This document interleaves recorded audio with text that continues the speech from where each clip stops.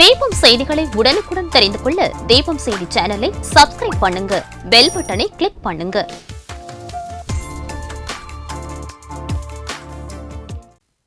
வணக்கம்.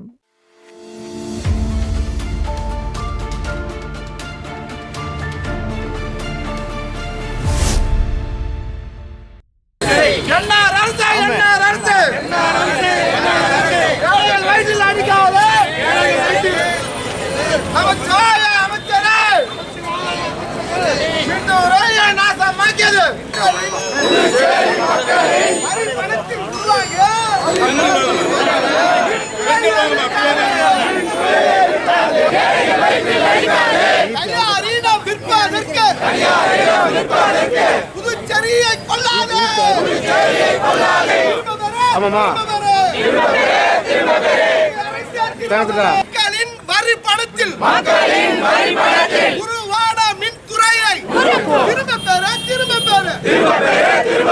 மின் கட்டண உயர்வினை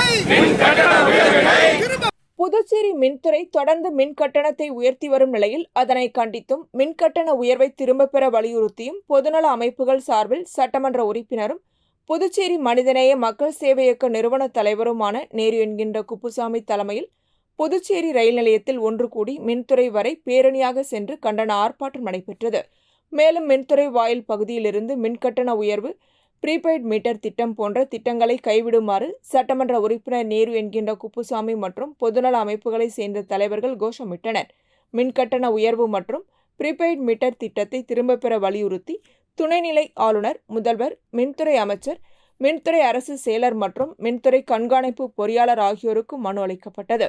பின்னர் செய்தியாளர்களை சந்தித்த சட்டமன்ற உறுப்பினர் நேரு, என்ஆர் காங்கிரஸ், பாஜக கட்சிகள் ஆட்சி பொறுப்பேற்ற காலத்திலிருந்து இந்த கடந்த 5 ஆண்டு காலமாக தொடர்ந்து மின் கட்டண உயர்வு உயர்ந்து கொண்டே வருகிறது.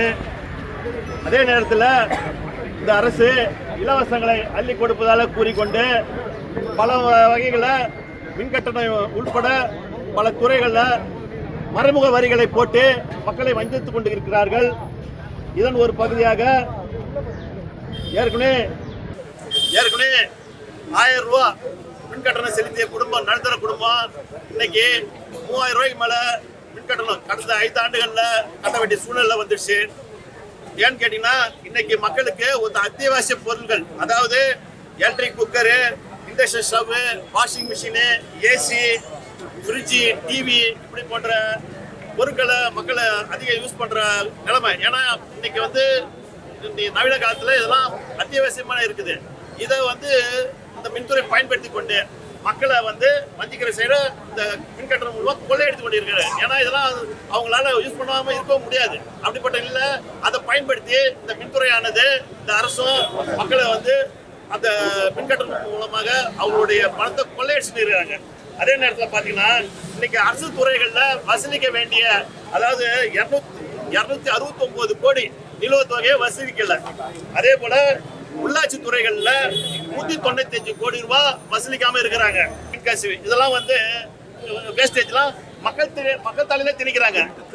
அந்த மின் திட்டம்லாம் தடுக்கக்கூடிய மின்துறை தடுக்காம இந்த செலவிடம்லாம் மக்கள் தலையில கழிக்கிறதுனால இன்னைக்கு கட்டண உயர்ந்து கொண்டே இருக்கிறது. கேட்டாக்கா கோவால இருந்து அந்த மின் பகிர்மான கழகம் நம்மளுக்கு வழிகாட்டுதல் பண்றாங்கன்னு. நீங்க இதெல்லாம் செஞ்சீங்கன்னாக்கா இந்த செலவெல்லாம் இதெல்லாம் ஈடுகட்டிட்டு மக்களுக்கு உண்டான இந்த மின் கட்டணத்துக்கு தேவையான வரியை மட்டும் போட்டால் பரவாயில்ல, மறைமுக வரிகள் அதிகமாக போடுறாங்க. அதாவது காயிட்டல் லோட் சார்ஜ், சர்சார்ஜ் இப்படிலாம் போட்டு மக்கள்கிட்ட அவ்வளோ பணத்தையும் வாங்கிக்கிறாங்க. இன்னைக்கு பார்த்தீங்கன்னாக்கா ரெவன்யூ ரெக்கவரி ஆக்ட்னு ஒன்று மின்துறையில் இருக்குது. அந்த ரெவன்யூ ரெக்கவரி ஆக்ட் பிரிவு செயல்படாமல் ஒரு தன்மையில் இருக்கிறதுனால 1077 கோடி ரூபா இன்னைக்கு மின் கட்டணம் வசூலிக்காம இவங்க நிலுவையில் வச்சுக்கின்னு இந்த பணத்தெல்லாம் வசூலிச்சாலே நிறையா அவங்களுக்கு சேமிப்பாகும். மக்கள்கிட்ட இந்த மாதிரி அதிக வரியை போட வேண்டிய நிலைமை வராது. அதே நேரத்தில் பார்த்தீங்கன்னாக்கா நம்ம ஒவ்வொருத்தவங்களும் மின் கட்டுமானத்துக்கு, அதாவது மின்துறை நம்ம அப்ளிகேஷன் கொடுத்தாக்கா ஒரு டெபாசிட் வாங்குவாங்க. அந்த டெபாசிட் மட்டும் ஏறக்குறைய 265 கோடி ரூபா வங்கிகளில் இருக்குது. அந்த வங்கிகளில் இருக்கிற பணத்திற்கு உண்டான வட்டியை வாங்கி அந்த நுகர்வோருக்கு பிரிச்சு கொடுத்து அது மூலமா மின் கட்டணத்தை குறைக்கலாம். அதை கூட இந்த துறை செய்யாம இருக்கிறாங்க. இப்படியே பாத்தீங்கன்னாக்கா இன்னைக்கு இன்னொரு புதிய திட்டத்தை கொண்டாடுறாங்க. ஏறக்குறைய 32,000 மீட்டர் நகர பகுதியில் ஸ்மார்ட் மீட்டர் பொறுத்திட்டு இப்ப என்ன செய்யறாங்க, ஏறக்குறைய 365 கோடி ரூபா இன்னைக்கு இந்த ப்ரீபெய்ட் அதாவது ஸ்மார்ட் மீட்டர் வாங்குறதுக்கு பணம் ஒதுக்கிதாங்க. பணம் ஒதுக்குறது இல்லாம அதை ஒரு தனியார் நிறுவனத்தை ஒப்படைச்சு ஏறக்குறைய 90 மாசத்துல அதை இம்ப்ளிமெண்ட் பண்றதுக்கு டெண்டர் வச்சுக்கிட்டாங்க. இதெல்லாம் எதுக்கு செய்யறாங்கன்னாக்கா வருங்காலத்துல இந்த ஸ்மார்ட் மீட்டர் போட்ட இடத்தெல்லாம் ப்ரீபெய்டா மாத்துறதுக்கு. ப்ரீபெய்டா மாத்தினாக்க உட்காந்த இடத்துல செஞ்சுக்கலாம்.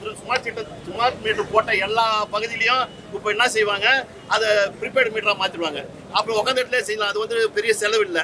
அதனால இதெல்லாம் செய்துட்டு தனியார்கிட்ட தார வார்க்கிற செயல்ல இந்த மின்துறை ஈடுபட்டு இருக்கிறது. இந்த அரசு அதை ஊக்குவித்து இருக்கிறாங்க.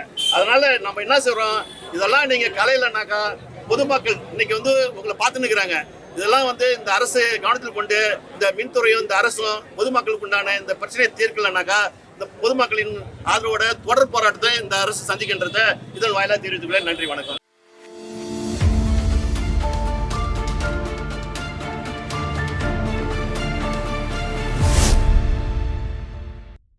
புதுச்சேரியில் ரூபாய் 25.4 கோடி மதிப்பீட்டில் கணபதி செட்டிக்குளம் முதல் சிவாஜி சிலை வரை NH 332A ECR சாலையில் 2786 மீட்டர் RCC வாய்க்கால், 1548 metre RCC jersey type centre மிடினுடன் கூடிய 14 கிலோமீட்டர் தார் சாலை அமைக்கும் பணிக்கு அடிக்கல் நாட்டு விழா சின்ன காலாப்பட்டு புதுவை பல்கலைக்கழக நுழைவாயில் அருகே நடைபெற்றது. முன்னாள் போக்குவரத்து துறை அமைச்சரும் காலாப்பட்டு தொகுதி சட்டமன்ற உறுப்பினருமான கல்யாணசுந்தரம் முன்னிலையில் முதலமைச்சர் ரங்கசாமி, அமைச்சர் லட்சுமி நாராயணன் ஆகியோர் கலந்து கொண்டு பூஜை செய்து பணியினை தொடங்கி வைத்தனர். விழாவில் பொதுமக்கள், PMLK ஆதரவாளர்கள், பாஜக கட்சி உறுப்பினர்கள் பலர் கலந்து கொண்டனர்.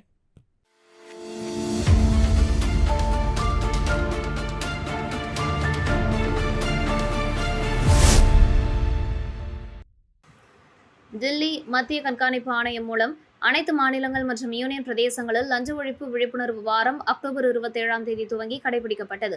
அதன் ஒரு பகுதியாக புதுச்சேரி அரசு சுற்றுலாத்துறை மற்றும் பள்ளி கல்வித்துறை சார்பில் 17 வயதிற்குட்பட்ட ஆண்கள் பெண்களுக்கான 5 கிலோமீட்டர் மாரத்தான் போட்டி நடைபெற்றது. கடற்கரை சாலை காந்தி சிலை அருகே துவங்கிய மாரத்தான் போட்டியை சுற்றுலாத்துறை செயலர் மணிகண்டன் கொடியசைத்து துவக்கி வைத்தார். இதில் புதுச்சேரி மற்றும் காரைக்காலை சேர்ந்த 600க்கும் மேற்பட்ட பள்ளி மாணவ மாணவிகள் பங்கேற்றனர். காந்தி சிலை அருகே துவங்கிய மாரத்தான் பழைய சாராய ஆலை, ஓட்டல் அதித்தி, ராஜா திரையரங்கம், கம்மன் கலையரங்கம், ரயில் நிலையம், தீயணைப்புத்துறை மற்றும் டியூப்ளெக்ஸ் சிலை வழியாக காந்தி சிலையில் நிறைவடைந்தது. போட்டியில் வெற்றி பெற்றவர்களுக்கு பரிசு மற்றும் பங்கேற்ற அனைவருக்கும் சான்றிதழ் வழங்கப்பட்டது.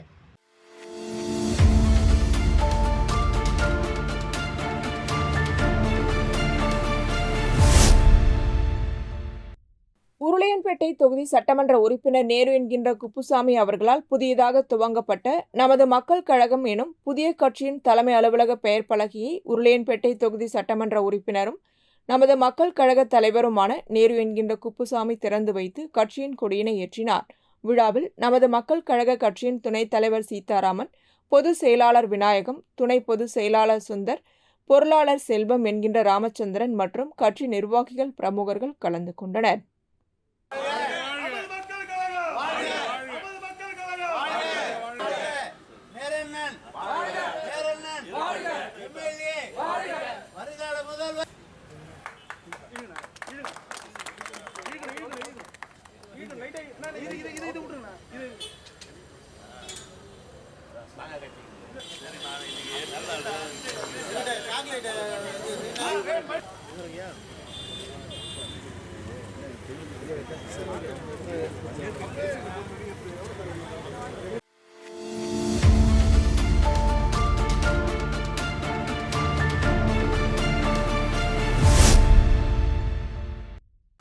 புதுச்சேரி காங்கிரஸ் கட்சி சட்டமன்ற தலைவரும் லாஸ்பேட்டை தொகுதி சட்டமன்ற உறுப்பினருமான வைத்தியநாதன் பிறந்தநாளையொட்டி காங்கிரஸ் கட்சி சார்பாக மாநிலம் முழுவதும் பல்வேறு ஆலயங்களில் சிறப்பு பூஜைகள் மற்றும் அன்னதானம் மற்றும் நலத்திட்ட உதவிகள் நடைபெற்றன. புதுச்சேரி பிரசித்தி பெற்ற மணக்குள விநாயகர் ஆலயத்தில் ரகுபாபு, சாந்தகுமார், விஜி, அருணாச்சலம், யாசின் ஏற்பாட்டில் சுவாமிக்கு சிறப்பு அபிஷேக ஆராதனைகள் நடைபெற்றது. தொடர்ந்து தங்கத்தேர் இழுத்து வழிபாடு நடைபெற்றது. இதில் முன்னாள் முதலமைச்சர் நாராயணசாமி, காங்கிரஸ் மாநில தலைவர் வைத்திலிங்கம், முன்னாள் அமைச்சர் கந்தசாமி, ஷாஜகான், முன்னாள் சட்டமன்ற உறுப்பினர் அனந்தராமன், கார்த்திகேயன் மற்றும் கமலா அறக்கட்டளை முதன்மை செயலர் ரமா வைத்தியநாதன், மகளிர் காங்கிரஸ் நிர்வாகிகள், காங்கிரஸ் கட்சியை சேர்ந்த மாநில நிர்வாகிகள் கலந்து கொண்டனர். அதனைத் தொடர்ந்து பக்தர்களுக்கு பிரசாதங்களும் வழங்கப்பட்டது.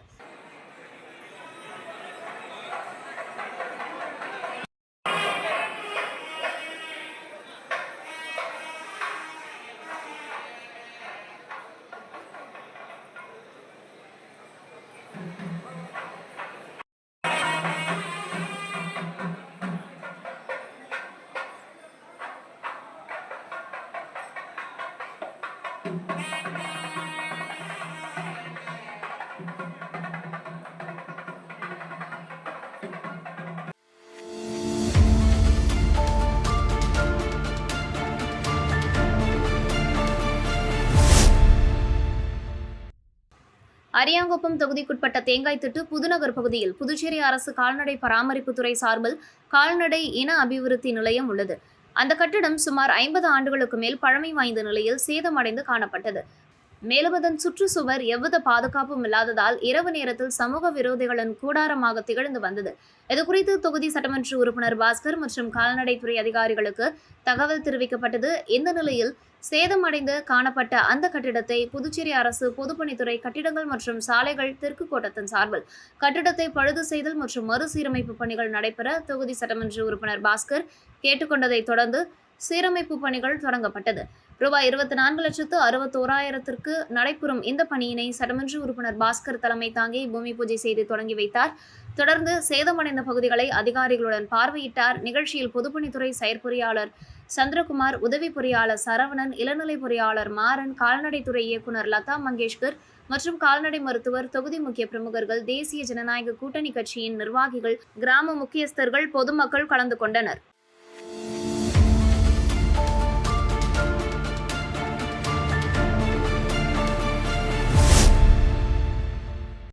லாஸ்பேட்டை தொகுதி சட்டமன்ற உறுப்பினரும் இந்திய தேசிய காங்கிரஸ் கட்சியின் புதுச்சேரி சட்டமன்ற தலைவருமான வைத்தியநாதன் பிறந்த நாளை முன்னிட்டு உருளையன்பேட்டை தொகுதி சட்டமன்ற உறுப்பினரும் நமது மக்கள் கழக தலைவருமான நேரு என்கின்ற குப்புசாமி அவரை நேரில் சந்தித்து சால்வை அணிவித்து பிறந்தநாள் வாழ்த்துக்களை தெரிவித்தார்.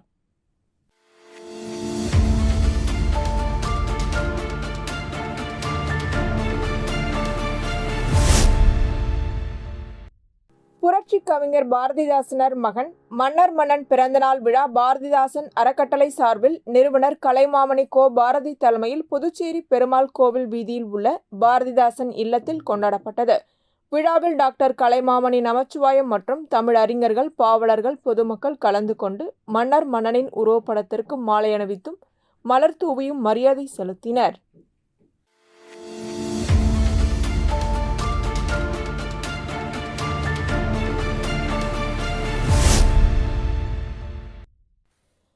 மாநில மற்றும் தேசிய அளவில் பல சாதனைகள் செய்து வரும் Puduvai warriors martial arts academy அரசு அங்கீகாரம் பெற்று 3ஆம் ஆண்டு நிறைவு விழாவை ஒட்டி மாணவ மாணவிகளுக்கு ஒருநாள் கராத்தே பயிற்சி முகாம் நடைபெற்றது.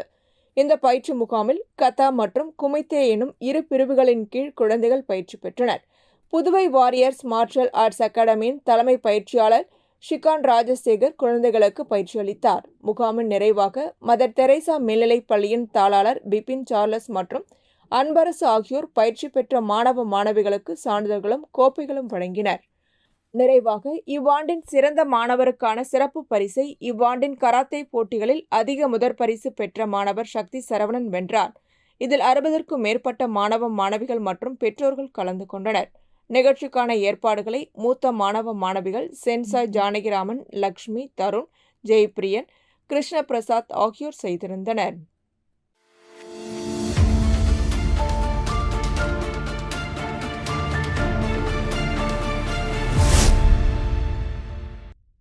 உலகம் முழுவதும் உள்ள கத்தோலிக்க கிறிஸ்தவர்கள் நவம்பர் 2ஆம் தேதியை சகல ஆன்மாக்கள் நினைவு நாளாக கடைபிடிக்கிறார்கள். கிறிஸ்தவர்களின் முக்கிய விழாக்களில் ஒன்றானது கல்லறை திருவிழா.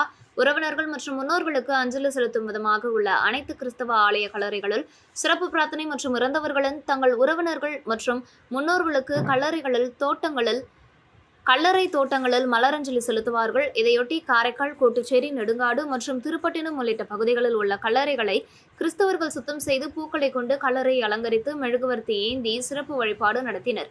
காரைக்கால் கல்லறை தோட்டத்தில் பங்குத்தந்தை பால்ராஜ்குமார், இணை பங்குத்தந்தை சாமிநாதன், செல்வம் ஆகியோர் அனைத்து ஆன்மாக்களின் இலைப்பாறுதலுக்காக புனித நீரால் மந்திரித்து சிறப்பு திருப்பலி நடத்தினர். இதுபோல் தலத்திரு கல்லறை தோட்டத்தில் கோட்டுச்சேரி பங்குத்தந்தை அனைத்து ஆன்மாக்களின் இலைப்பாறுதலுக்காக புனித நீரால் மந்திரித்தார்.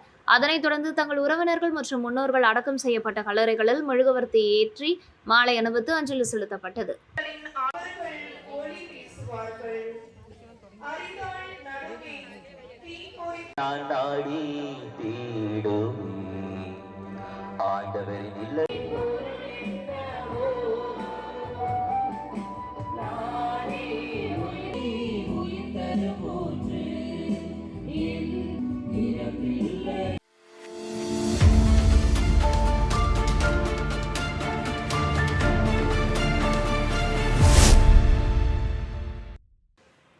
உலகம் முழுவதும் உள்ள கிறிஸ்தவர்களால் நவம்பர் 2ஆம் தேதி கல்லறை திருநாள் அனுசரிக்கப்படுகிறது.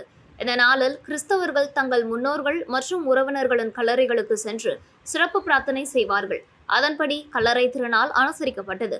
அதன் ஒரு பகுதியாக புதுச்சேரி உழவர்கரை தொகுதி கிறிஸ்தவ கல்லறைகளில் இறந்தவர்களின் நினைவை போற்றும் கல்லறை திருவிழா நடைபெற்றது.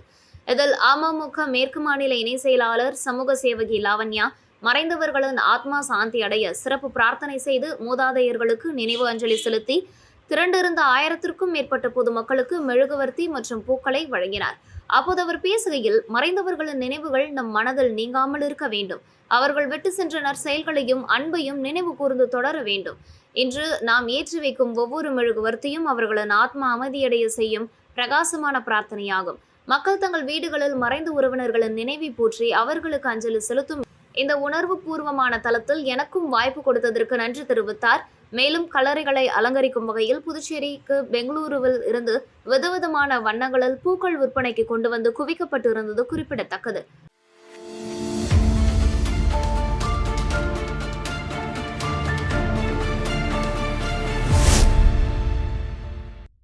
சுதந்திரம் அடைந்த பின்னர் இந்தியாவின் 500க்கும் மேற்பட்ட சமஸ்தானங்களை இணைத்து ஒன்றுபட்ட தேசமாக உருவாக்கிய பாரத தேசத்தின் முதல் உள்துறை அமைச்சரும் விடுதலை போராட்ட வீரருமான சர்தார் வல்லபாய் பட்டேலின் 150வது ஜெயந்தி விழா வர்த்தக பிரிவின் மாநில இணை அமைப்பாளர் மதன் ஏற்பாட்டில் மறைமலை அடிகள் சாலையில் நடைபெற்றது.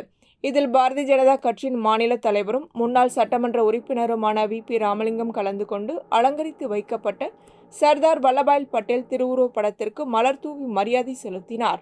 இந்நிகழ்ச்சியில் மாநில பொதுச் செயலாளர்கள் மோகன்குமார், லட்சுமி நாராயணன், மாநில செயலாளர் புகழேந்தி, மாநில பொருளாளர் ராஜகணபதி, மாநில வர்த்தக பிரிவு அமைப்பாளர் சரவணன், நகர மாவட்ட தலைவர் சக்தி கிருஷ்ணராஜ், வில்லியனூர் மாவட்ட பொறுப்பாளரும் மனதின் குரல் நிகழ்ச்சியின் மாநில பொறுப்பாளருமான வெற்றி செல்வன், பிரச்சார பிரிவு மாநில அமைப்பாளர் பாண்டி ரவி, உழவர்கரை மாவட்ட துணைத் தலைவர் செல்வகுமரன், மாநில பொதுக்குழு உறுப்பினர் வைத்தியநாதன், மாநில செயற்குழு உறுப்பினர் தேன்மொழி, பாஜக நிர்வாகிகள் ஐயப்பன், குரு, சுரேஷ் ஆகியோர் கலந்து கொண்டனர்.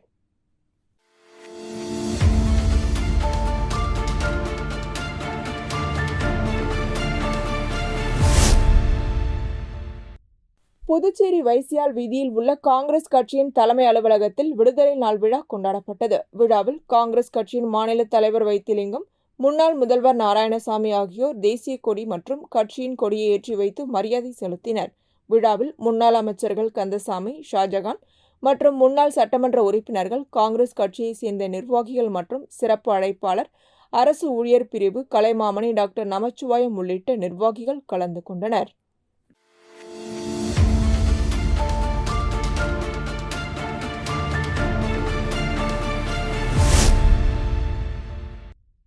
புதுச்சேரி உரிமை மீட்பு கூட்டமைப்பு சார்பில் பல்வேறு இயக்க தலைவர்கள் ஒன்றிணைந்து ஆலோசனை கூட்டம் முருங்கப்பாக்கம் திரௌபதி அம்மன் கோவில் வளாகத்தில் நடைபெற்றது. இந்த ஆலோசனை கூட்டமானது 10 ரூபாய் சட்ட இயக்க நிறுவன தலைவர் ரகுநாதன் தலைமையில் நடைபெற்றது. கூட்டத்தில் புதுச்சேரியை வளர்ச்சி பாதைக்கு கொண்டு செல்லவும் புதுச்சேரி மக்களின் உரிமைகள் காக்கவும் பற்றிய பல்வேறு கருத்துக்கள் இயக்க தலைவர்களால் கலந்துரையாடப்பட்டது. இதில் அனைத்து சமூக அமைப்புகள், தன்னார்வலர்கள், கூட்டமைப்பு தலைவர் சித்தானந்தம், பகுஜன் சமாஜ் கட்சி மாநில செயலாளர் கருணாநிதி, ஊராற்றல் கூட்டமைப்பு நிறுவனர் ஜெயராஜன், புதுச்சேரி புரட்சி காவலன் மக்கள் இயக்க தலைவர் ரமேஷ், புதிய சிறகுகள் இளைஞர்கள் முன்னேற்ற இயக்க தலைவர் செந்தில்குமார், அம்மா மக்கள் முன்னேற்ற கழக செயலாளர் கோடீஸ்வரன், சாரல் பாய்ஸ் சுரேஷ், பாட்டாளி தொழிற்சங்க தலைவர் பாலாஜி, வழக்கறிஞர் ரவீந்தர் உள்ளிட்ட பல்வேறு இயக்க தலைவர்கள் கலந்து கொண்டனர். புதுச்சேரியில் ஊழல் செய்பவர்களுக்கு எதிராக ஆதரவுடன் சிபிஐயில் புகார் கொடுப்பது, ஏரி, குளங்கள், நீர்நிலைகளை பாதுகாக்க தவறினால் தொடர்ந்து அதற்காக போராடுவது, மக்கள் உரிமைக்காக தொடர்ந்து குரல் கொடுப்பது உள்ளிட்ட பல்வேறு தீர்மானங்கள் இந்த ஆலோசனைக் கூட்டத்தில் நிறைவேற்றப்பட்டது.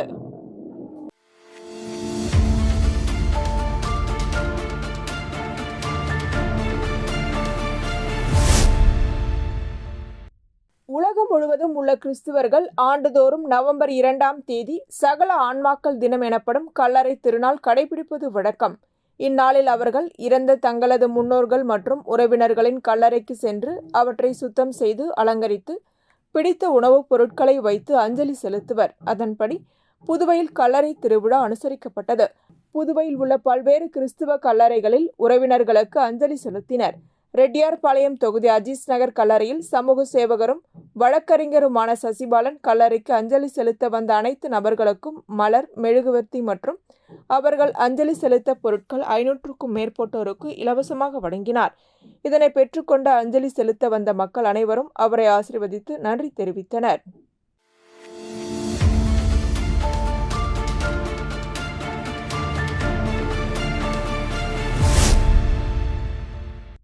புதுச்சேரி காமராஜர் சாலையில் அமைந்துள்ள நேச்சுரல் ட்ரெய்னிங் அகாடமியில் 14வது பட்டமளிப்பு விழா நடைபெற்றது. பயிற்சி பெற்ற மாணவ மாணவிகளுக்கு அழகுக்கலை நிபுணர் செல்வா சுரேஷ் கலந்து கொண்டு சான்றிதழ்களை வழங்கினார். இந்த நிறுவனத்தின் நிறுவனர் ஜெயஸ்ரீ முருகேசன் சிறப்பு விருந்தினர்களை கௌரவித்தார். பிறகு செல்வா சுரேஷ் சிறு உரையாற்றினார். பல்வேறு கருத்துக்களை கூறி மாணவிகளை உற்சாகப்படுத்தினார். பயிற்சி பெற்ற அனைவருக்கும் சான்றிதழ் சிறப்பு விருந்தினரால் வழங்கப்பட்டது. விழாவினை நிறுவனத்தில் நிறுவனர் அனைத்து ஏற்பாடுகளையும் செய்தார். பயிற்சி பெற்ற மாணவிகள் சொந்தமாக பார்லர் ஆரம்பித்துள்ளனர். இத்துடன் செய்திகள் நிறைவடைகின்றன. வணக்கம்.